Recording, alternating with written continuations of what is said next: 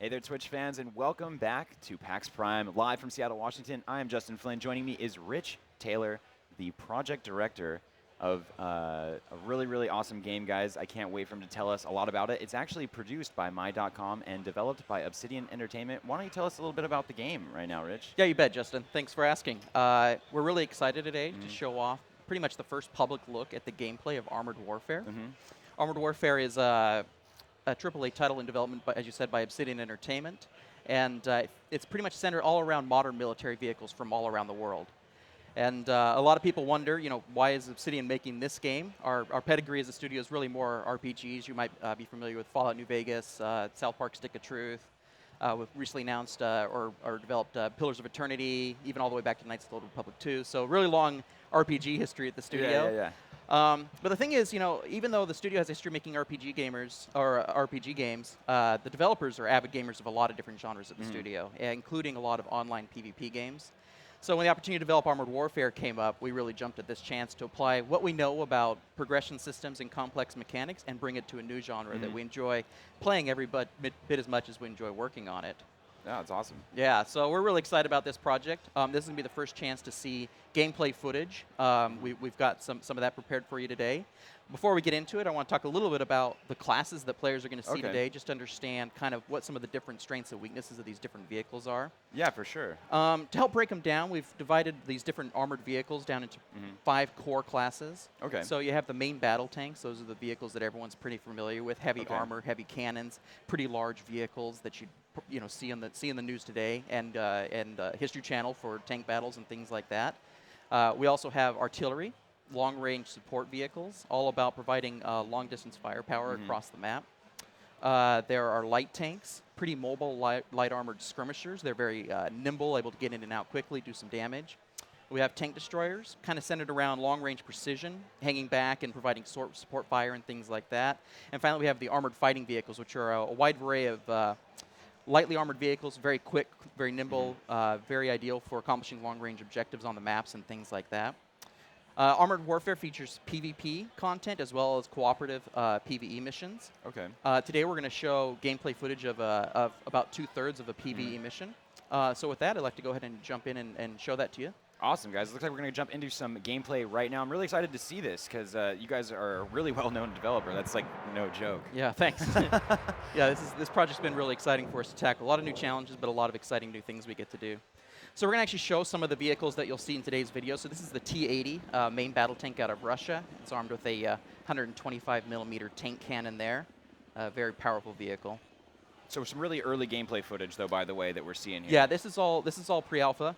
Okay. So this is the Challenger 2 main battle tank out of the United Kingdom. It's a very heavily armored vehicle. That's the Palmyra. It's an artillery unit from Italy, actually.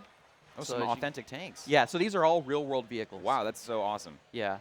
So this is the M109A6 Paladin, an artillery piece in use by the United States today, actually. So that's a very modern America. Awesome. So this is the Stingray 2. It's an example of a modern light tank. Very lightly armored compared to some of the things we've been looking at, but it's a lot quicker as a result. Still armored with a very powerful cannon. This is the FE510 here. It's a armored fighting vehicle from the United Kingdom. And it features a smaller barrel there. That's actually an autocannon, which means it fires very rapidly. This is the BMP-3, a armored fighting vehicle out of Russia. And that tube there on the top is actually an anti-tank guided missile launcher. And we'll see those in play today, too. This is the LAV-150, an example of a wheeled vehicle in our game. This is also a armored fighting vehicle. Yeah, those actually all look really, really cool. It's awesome that you've adapted these real vehicles. Yeah, and we've kind of divided them up with different strengths and weaknesses. This is the M1128 mobile gun system. This is actually a wheeled tank destroyer in use by the United States. This tiny thing is the Weasel 1 from Germany. It's the smallest vehicle in our launch lineup. Sometimes we call it hard mode. This is LAV-600, another wheeled tank destroyer armed with a heavy tank cannon there, but it doesn't have a lot of armor on the hull. So in Armored Warfare, players are going to collect these vehicles, but they're also going to upgrade them. So what we're looking at here is some footage of the Challenger 2, and there's kind of a before and an after shot here. You're seeing the Challenger 2 as it looks when the player first gets it, and then you're seeing what the Challenger 2 looks like when it's been fully upgraded with an armor upgrade kit. So you can see the cage armor applied to the back there. That helps defend the vulnerable locations. and that heavy armor plating on the side too. That is too rad. I love that element of depth that you're adding to this game. It seems like, on the surface it seems simple. We got some tanks and they're, blasting each other, but then, you can upgrade them and that's so really cool. It's Yeah, awesome. and we really want players to see those upgrades as they put them on the vehicle. So in Armored Warfare, players take on the role of a commander of a private military corporation. As that commander, that means every player has their own base, their own arsenal of vehicles, and their own personnel to train and manage. So players are going to make progression through the game by participating in PvE content and taking on PvE missions in cooperative scenarios. Today's example is a 4-player mission against enemy vehicles. Yeah, I've seen so we got a base here. Is this your base? Yeah. Yeah, so every player's going to have their own base that they're going to manage. Oh, that's We're so going tight. to talk about that more in detail at a later time, but just kind of a sneak peek there. Oh my gosh, that's so sick. All right, so we got an overhead. Yeah, so map this here. is the first map we're going to show off today. We call this map Oil Fields. The teams are actually going to spawn at one of these 3 spawn points that you see on the map there. The primary objective is for the vehicles to move out and take out these 3 weapon storage depots that will be scattered around the map. Players also have a secondary objective, and that is to take out these 3 surface-to-air missile sites within 5 minutes. But the secondary objectives are optional. Players are just encouraged to accomplish them. They would receive more rewards and progress after the mission if they're able to pull them off. So here we are, actually jumping into the map itself.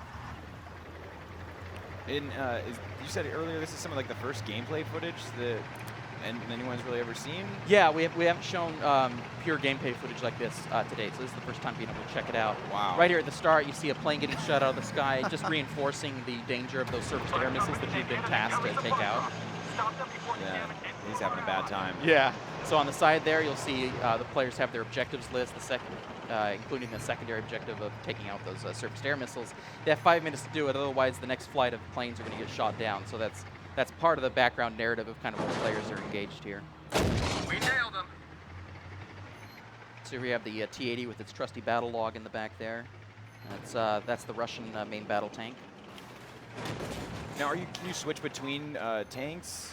No, each player is in control of an individual tank. We're just switching camera view just to give you an idea of kind of how the different vehicles are playing. Perfect. This is the Stingray 2, and what he did there is he actually just fired off some smoke grenades. Smoke grenades provide essentially temporary cover from being spotted by the enemy.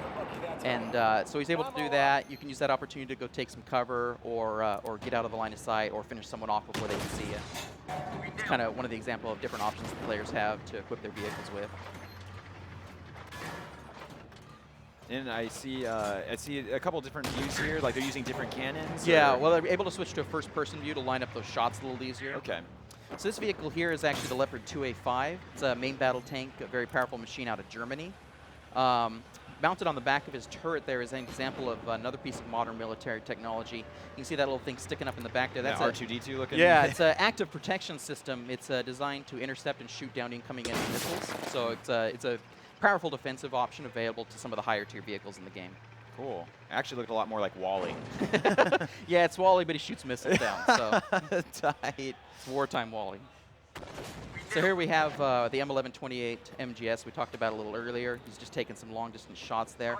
So we actually model the armor on these vehicles. So there are vulnerable points, there are hard points that are very difficult to do damage to. Okay. So players will typically want to go for either sides or the backs of the vehicles because the fronts tend to be a lot more armored.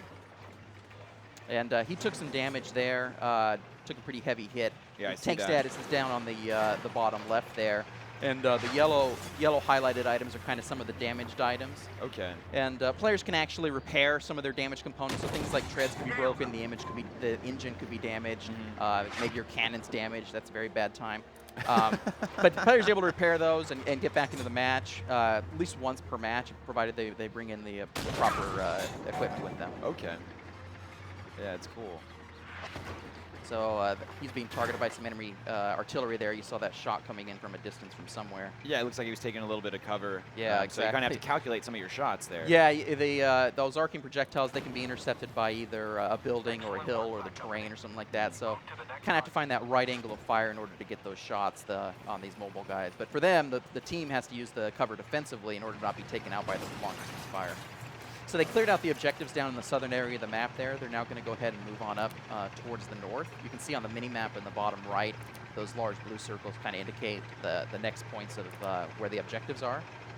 So again, this is that Leopard 2A5 with the active protection system on the back. Leopard 2A5 was actually the first vehicle that we modeled internally. So it's kind of always been our test bed for every new feature we put in the game, including that camo net that you can see on it. It just fired an anti-tank guided missile. It's got the active protection system on it. So it's kind of always been like every company come up with a new military toy to put in the game, it usually goes on this tank first. It's just kind of been a fun tradition at this point. Oh, sick, a little water action. Yeah, as long as it's shallow enough, you're okay. You don't want to. This thing is not going to go go swimming in the lake. It's not going to James Bond just straight up turn into a boat and No. just take you wherever you want to go. Forget it, I'm out of this battle, guys. Yeah. Not even trying. I'm done. Just bailing. No, so it's safe in the shallow water though. So that's totally fine. That's cool. That's awesome. There's a ton of different terrain. This map seems pretty complicated here, like or not complicated, but like diverse. Mm-hmm. Yeah, and this is just one of the examples of many environments that we're featuring in the game. You know, we're all taking the players to some traditional desert-looking style maps, some interesting-looking refineries and factories. We have a port city is one of the maps as well. We also have a winter snow blanket city. So a lot of variety on the different maps, and the artists go crazy with just making them look awesome. We nailed them. So there he's firing again the anti-tank guided missiles. Those are slower projectiles, but they hit a lot harder. Now you see the blinking on the side there for the secondary objective. They're just out of time. Yes. They only got 2 out of the 3 surface-to-air missile launchers. So unfortunately, one of those planes isn't going to make it out of here. Yeah. It's way to go, team. Yeah, great job, guys. Yeah. But you know, ideally the players would take out all 3 of those and get those planes across safely and receive the additional reward. Too.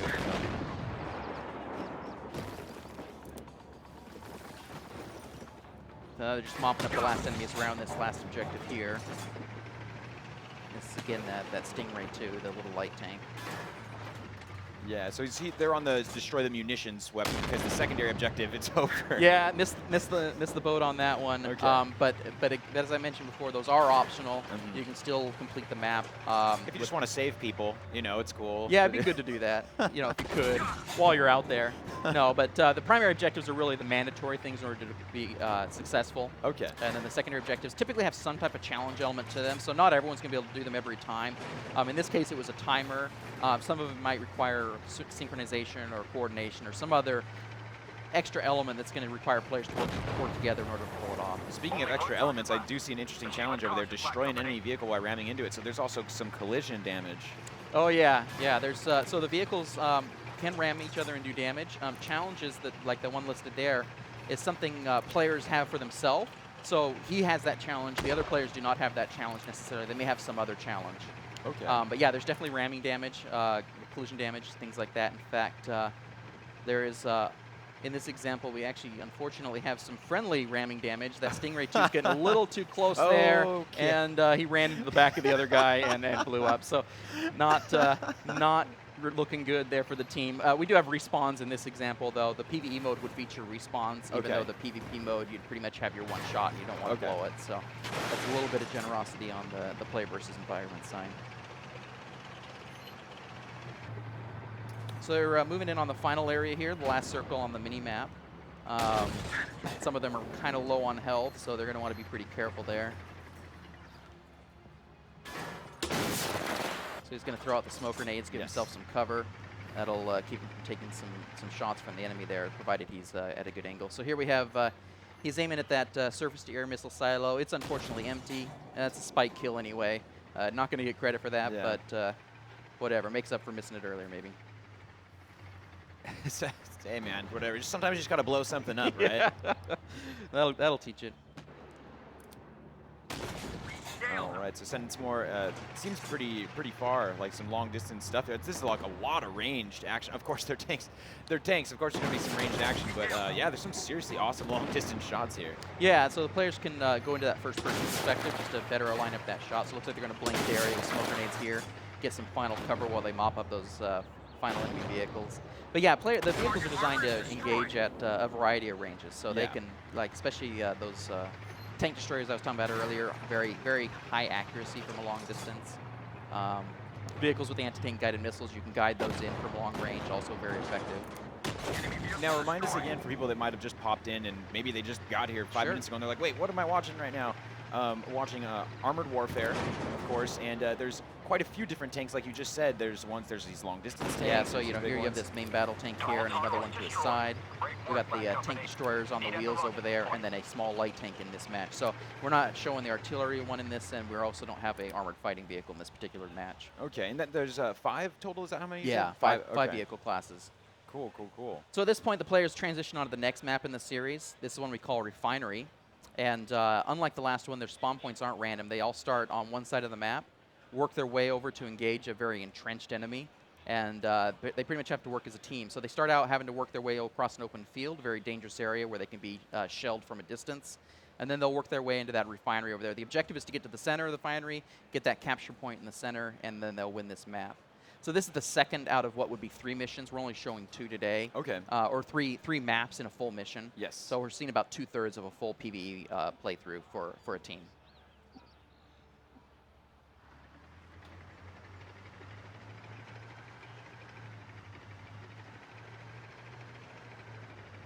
RT incoming. So we're moving out, being a little careful. As I mentioned, the first part's kind of in the open, so they have to figure out how to engage that enemy without just being easy targets. So they're kind of working their way over that hill there. And like you said, this is the heavy team play map here. Where you really Yeah, wanna if someone function. just zips off on their own, the enemy's very entrenched on this map, so you'll get mobbed pretty bad. But as long as they work together, they'll be just fine. Now on this map, there's a new secondary objective. This one's timed as well. It says destroy the fuel shipments, and they've got 3 minutes to do it. That's actually marked by the blue circle on the mini map on the north east corner there. And that's basically a train that's going to take off in 3 minutes. The objective is to go blow up the fuel tanks on that train before it gets out of there. And because it's so far back in the map, this is a situation where you kind of want one of those fast little AFVs, those armored fighting vehicles. They can zip in the back there, get that objective, and get out of there, ideally without getting shot. Nice. This team, unfortunately, doesn't actually have an AFV with them, so they're going to have a little tougher time. All these vehicles are a little bit larger and slower, not necessarily suited for making kind of that spy run to the back there to take those out. But let's see if they manage to pull that off.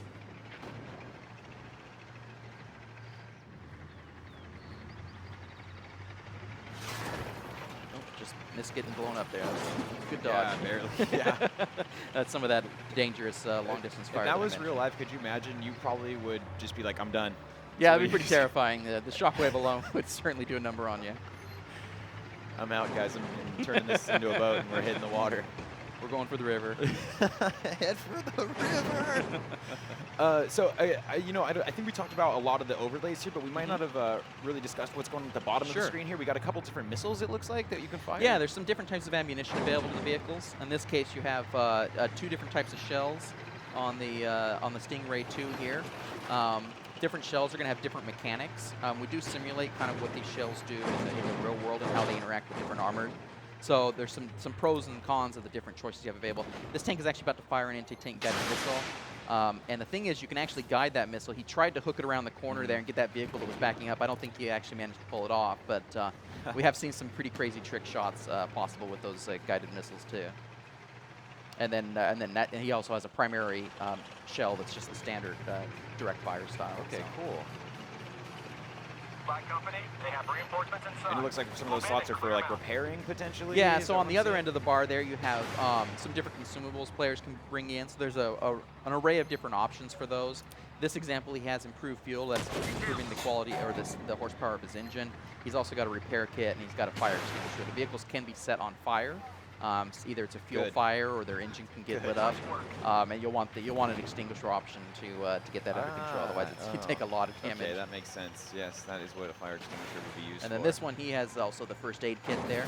The crew members of the vehicles can also be injured. Okay. So first aid kit there to try and get them back on their feet and get them through the match.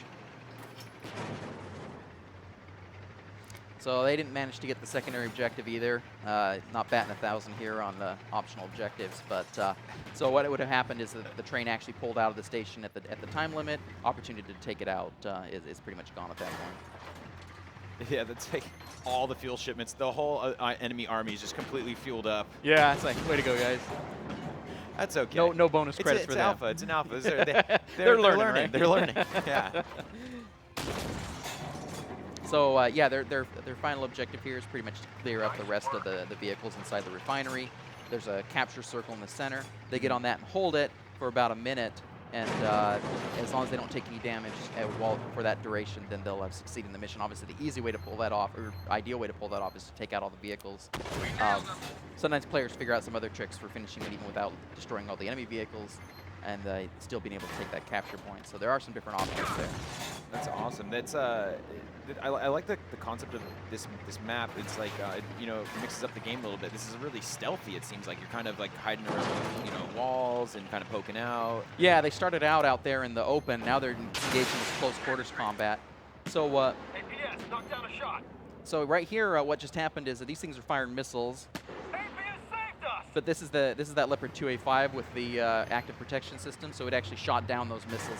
It all happens in the blink of an eye, so it's very hard to see in action. So that's why we've got the VOQ there, just to kind of let you know that, yeah, your equipment just saved you there. Target armor is destroyed. So you can see the blue bar filling up at the top there. Looks like they're about to secure the mission, or awesome. secure the refinery here, and finish this map off. At that point, then they would move on to the third map of the series and take on the challenges there. At the end of that, their performance during the matches would be tallied up, and they'd get their progression out of that. I love how all the fuel shipments are gone, but we got the refinery. Hey, at least you got that now, right? So they got the last shipment out. But yeah, so then here at the end of the mission, just friendly helicopter coming in. There we go. Troops coming in to secure the place. Looks like they're blowing it up a little bit. But we secured it, now blow it up. secured it now. Now send in the missiles. But yeah, so that's like I said, the second example of the maps we have, and that's the gameplay footage we have for you today. Yeah, that was actually really, really cool. I wasn't sure what I was going to see here because, like you said, it was so early, and I wasn't actually sure. I hadn't even seen the game. This is all new for like everyone. Yeah. So I was like, all right, what's going to happen with this? But that was really cool. It had like a lot of diversity to it, the different tanks, the different levels. Speaking of that, I don't know if we went over how many maps are we talking. We saw 2, but you said there was 3 in that one. But I'm assuming there's more than that. Yeah. Or you know, I actually don't have the number right off the top of my head, but it's one of those things that even what we start with, we're going to continue updating, continue releasing new PvE missions and new player versus player maps. Okay, that's so it'll be really an awesome. ever growing inventory. And it seems like you know a lot about all this military stuff, Rich, if that is your real name. Can't confirm or deny. That's really cool. Do you have like a military background? I don't. It was something we dived into when we got the project and started working on it. We do actually have some team members who have served in the military. Okay. We have one of our programmers actually drove the M1 Abrams in the Gulf War.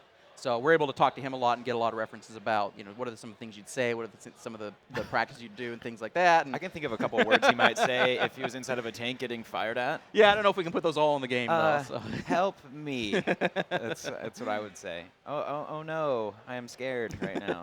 Oh, that's really cool. So yeah, there's a lot of authenticity to this game. I think is what makes it really interesting for someone like me that might be new to a genre like that. I don't know a lot about like tanks and armored vehicles and stuff, and thinking that these are like, oh, I'm battling with these real life things that man built. That's really, really cool. Yeah, it's a really good way to learn more about these vehicles.